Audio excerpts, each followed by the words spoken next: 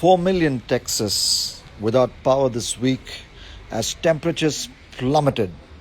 165,000 remained without electricity on Friday. Freezing temperatures overwhelmed systems providing clean water. 4,900 pipes burst through Texas because of the cold. And when this was a situation in Texas, in the USA, some sections of the media were talking about Republican Senator Ted Cruz, one of the state's two senators. When his state was in the state of emergency, he spent time in Cancun, one of the beach towns of Mexico. And one tweet said, Ted Cruz flying to Cancun while his constituents freeze to death in Texas. Well, we do not really know why he went to Mexico, and it could be that he had a genuine reason to go there. But that reminds me of the larger picture of our world being in trouble. What was the trouble?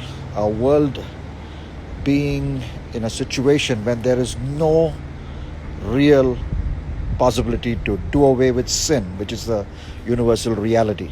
All of us have sinned and fallen short of the glory of God.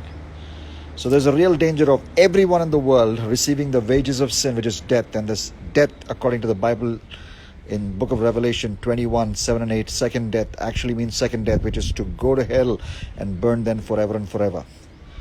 So when this world is in a greater state of danger than Texas presently is because of the cold wave, the real danger of living a life of living hell and going to a little hell, that's when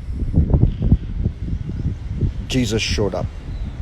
That's when he came down. And the Bible talks about it in Hebrews chapter 10 and verses 5 onwards. Consequently, when Christ came into the world, he said, sacrifices and offerings you have not desired, but a body you prepared for me. Which means any of our efforts to take away sins, which involves sacrifices and offerings, is not what God desires.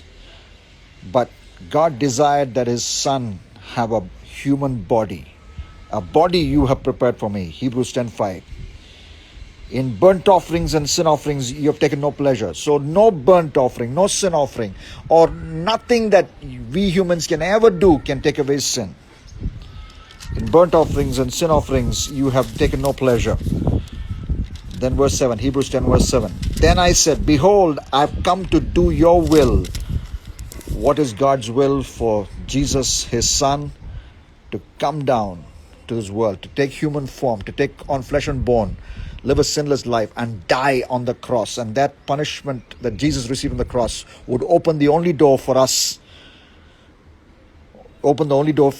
to receive forgiveness from sin. I have come to do your will as it is written of me in the scroll of the book. Jesus did not escape his Texas like Ted Cruz allegedly did, as some sections of the media are portraying it. But Jesus came to his Texas, which is the world, reeling in a far more serious trouble than the cold wave and frozen pipes. We were living in sin, a life of living hell, going to a little hell.